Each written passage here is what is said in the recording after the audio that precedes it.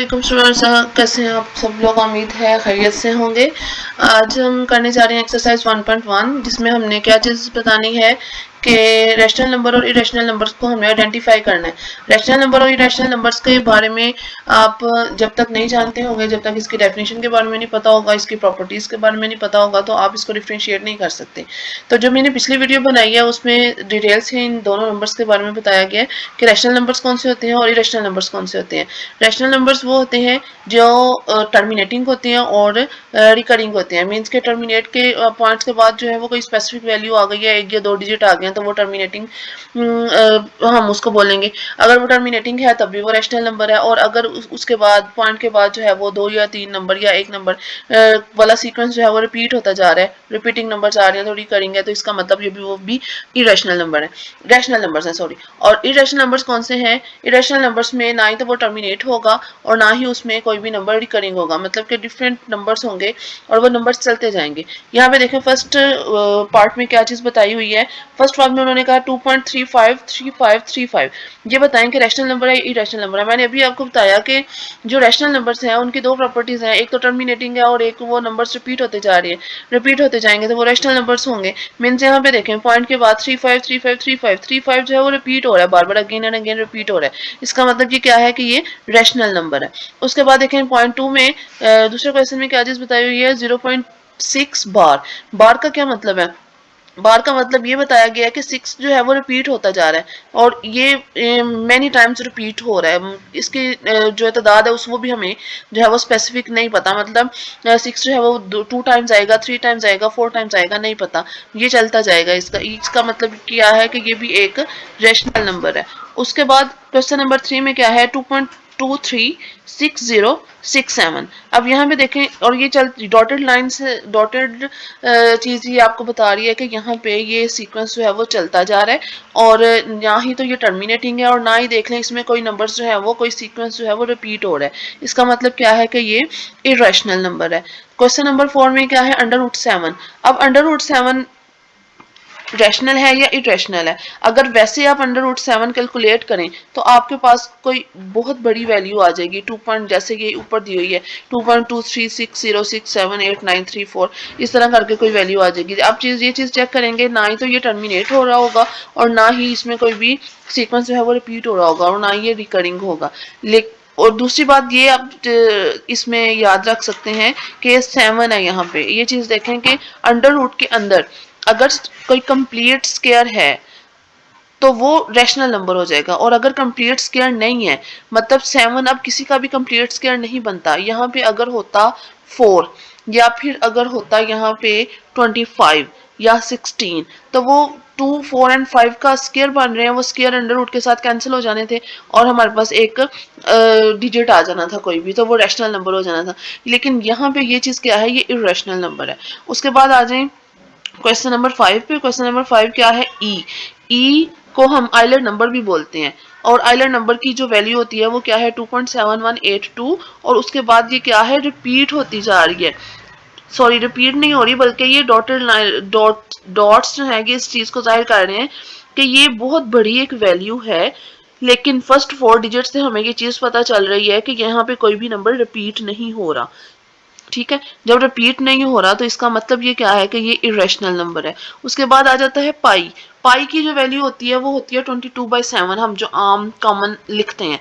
लेकिन अगर 2.22/7 को अगर हम डिवाइड करते हैं कैलकुलेटर से तो क्या होगा 3.1415 एंड सो ऑन, ये वैल्यू भी चलती जाएगी। इसका मतलब यहाँ पे भी ना ही तो कोई टर्मिनेटिंग वाला सीन है और ना ही इसमें कोई रिपीट होने वाला रिकरिंग वाला सीन है, तो इसका मतलब ये भी नंबर कौन सा होगा, हमारा इरेशनल नंबर होगा।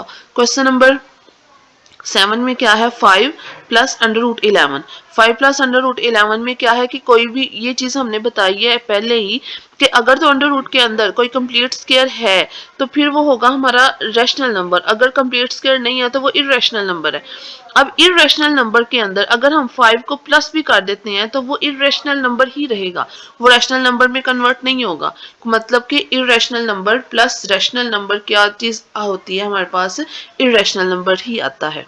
उसके बाद क्वेश्चन नंबर 8 है। क्वेश्चन नंबर 8 में √3 प्लस √13, √3 भी इरेशनल है, अंडर रूट 413 भी इरेशनल है। दो इरेशनल नंबर्स को जब हम ऐड करते हैं तो अगेन हमारे पास क्या चीज आती है, इरेशनल नंबर्स ही आते हैं।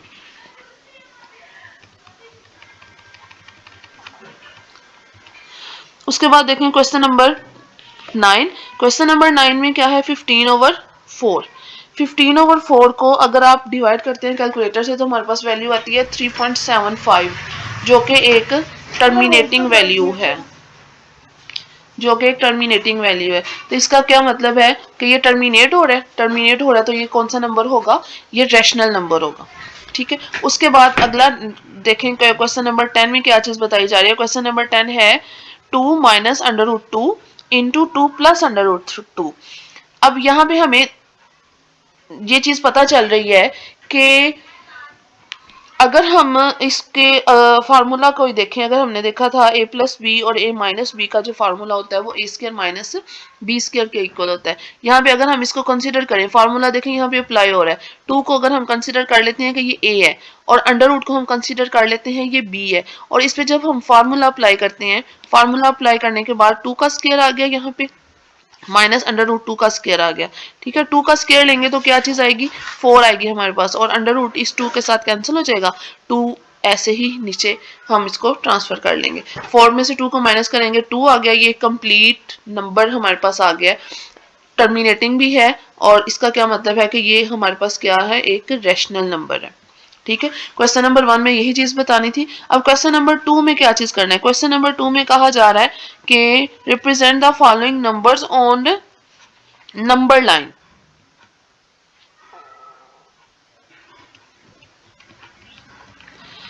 अब नंबर लाइन पे जब रिप्रेजेंट करना है अंडर रूट 2 और 3, अंडर रूट 2 और 3 के लिए मैंने एक कंप्लीट वीडियो बनाई है, आप डिस्क्रिप्शन में इसका लिंक भी आपको मिल जाएगा, तो ये आप उन वीडियो को देख के जो है वो उस इजीली किसी भी नंबर को जो इरेशनल नंबर को आप नंबर लाइन पे बड़ी इजीली ड्रा कर सकते हैं।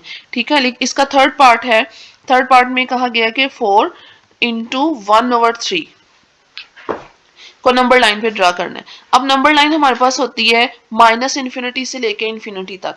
हमने कोई अपनी मर्जी से नंबर को चूज करना है, फर्ज करें हमने, अब इतनी स्पेस हमारे पास नहीं है कि हम एक कंप्लीट नंबर लाइन को ड्रा करें, तो हम कुछ स्पेसिफिक नंबर्स ले लेते हैं, जैसे कि मैंने यहाँ पे लिया -5 से 5 तक।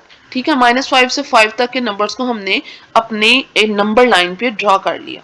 ठीक है, -5, -4, -3, -2, -1, 0, 1, 2, 3, 4 एंड 5। ठीक है, अब यहाँ पे देखें कि हमारे पास ये कंप्लीट एक नंबर है, कंप्लीट नंबर में क्या चीज आती है, 4 इंटू 1/3। मतलब क्या हमारे पास के नंबर लाइन पे ये जो नंबर हमारे पास आएगा, 4 में कोई चीज प्लस हो रही है, मीन्स के ये वाला नंबर जो है हमारे पास 4 और 5 के दरमियान में कहीं होगा। ठीक है, अब दरमियान में उसको लाई करने के लिए हम क्या करेंगे, क्या प्रोसेस करेंगे, 1/3 है, डिवाइड में डिनोमिनेटर में जो भी नंबर होगा आपने 4 और 5 वाली जो लेंथ है उसको उतने पार्ट्स में डिवाइड कर लेना है। यहाँ पे ये देखें कि यहाँ पे ये 4 है और यहाँ पे ये 5 है, इस 4 और 5 में आपने 3 पार्ट में इसको डिवाइड कर देना है। हम दरमियान में 2 लाइंस लगाएंगे अगर, तो देखें 3 पार्ट में ये जो है ना 4 और 5 वाला पोर्शन डिवाइड हो गया है। अब ऊपर क्या चीज है हमारे पास, नोमिनेटर में हमारे पास क्या है, 1 है, मीन्स के 4 के बाद जो हमने फर्स्ट लाइन लगाई है वो नंबर जो है हमारा 4 इंटू 1/3 होगा। समझ आई, क्या करना है हमने, सबसे पहले नंबर लाइन को ड्रॉ करना है, नंबर लाइन को ड्रॉ करने के बाद कंप्लीट नंबर देखना है, कंप्लीट डिजिट कौन सा है, यहाँ पे 4 है, मीन्स यहाँ पे इसका मतलब क्या है कि जो हमारा ये नंबर है वो 4 और 5 के दरमियान में कहीं लाई कर रहा है। कैसे, अब हमें ये चीज पता चलेगी ये कि ये कहाँ पे लाई कर रहा है, आपने जो साथ में डिवीजन में नंबर दिया हुआ होगा, जो फ्रैक्शन साथ दी हुई होगी 1/3, डिनोमिनेटर में जो नंबर दिया हुआ होगा आपने 4 और 5 वाली पोर्शन को उतने पार्ट्स में डिवाइड कर लेना, 3 है तो 3 पार्ट्स में इसको डिवाइड कर लिया, और इसका जो फर्स्ट पोर्शन होगा वो आपका 4 इंटू 1/3 का होगा। नेक्स्ट क्या है, -2 इंटू 1/7। अब -2 इंटू 1/7 में भी हमने सेम नंबर लाइन को ड्रा किया, इसका मतलब है कि कंप्लीट हमारे पास नंबर कौन सा है, -2 है। हमें -2 और -3 को डिवाइड करना है। कितने पार्ट्स में डिवाइड करना है, उसके साथ जो फ्रैक्शन दी हुई है वो आपको बता रही है कि ये 1/7 है। 1/7 है मीन्स 7 पार्ट्स में इसको डिवाइड करना है। 7 पार्ट्स में डिवाइड करने के बाद जो इसकी बिल्कुल पहली पहली लाइन होगी, पहला पोर्शन होगा, वो हमारे पास नंबर कौन सा होगा, -2 इंटू 1/7 वाला। ठीक हो गया। नेक्स्ट देखें, नेक्स्ट आपको बताया जा रहा है कि 5/8, 5/8 को अगर आप डिवाइड करते हैं तो क्या नंबर हमारे पास आता है, 0.625। मतलब 0 और 1 के दरमियान में इसने लाई करना है। 0 और 1 के दरमियान में इसने लाई करना है। 0 और 1 को आपने 8 पार्ट्स में डिवाइड करना है। डिनोमिनेटर में क्या चीज है, 8। 8 पार्ट में आपने डिवाइड करना है। और जो ऊपर नंबर है 5, 5 वाला जो पोर्शन है वो वाला पॉइंट हमारे पास क्या होगा, 5/8 वाला होगा। यहाँ पे देखें अगर काउंट किया जाए 1 2 3 4, इस तरफ से सॉरी, 1 2 3 4 एंड 5। ठीक है, ये वाला नंबर हमारे पास क्या होगा, 5/8 वाला। नेक्स्ट देखें क्या है, 2 इंटू 3/4,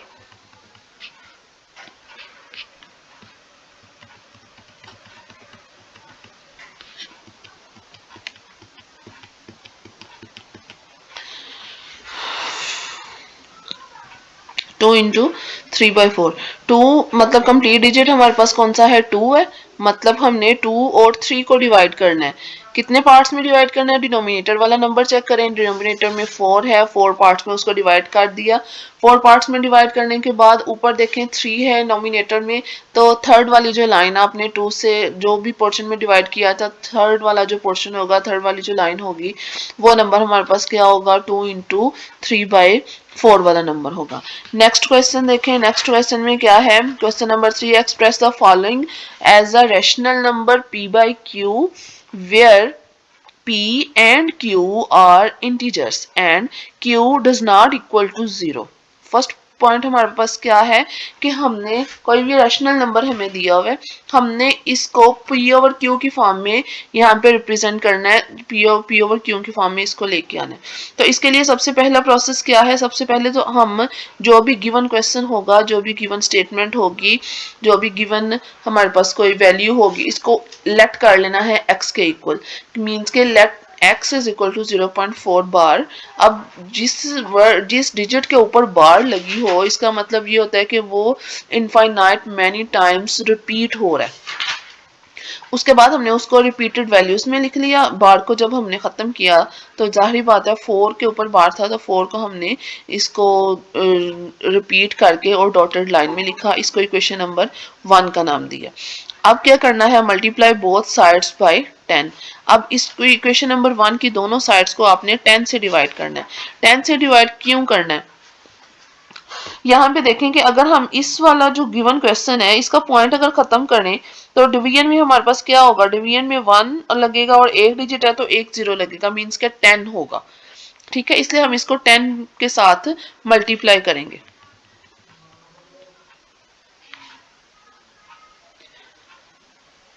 टेन के साथ इसको मल्टीप्लाई करेंगे। 10 के साथ मल्टीप्लाई करके क्या चीज हमारे पास आई, 10x is equal to 4.444 and so on. ये हमारे पास इक्वेशन नंबर 2 हो गई। इक्वेशन नंबर 1 एंड 2 को सब्ट्रैक्ट करना है, subtracting from equation 1 from equation 2। जब हम सब्ट्रैक्ट करेंगे तो क्या चीज आएगी, 10x minus x is equal किसके है, 4.444 डॉट्स माइनस दिस वन। जब हम इन दोनों को माइनस करेंगे तो क्या चीज हमारे पास आएगी, 4 आएगा और बाकी जो है वो ये सारी पॉइंट के बाद वाली जो वैल्यू है वो माइनस हो जाएगी और वो 0 हो जाएगा।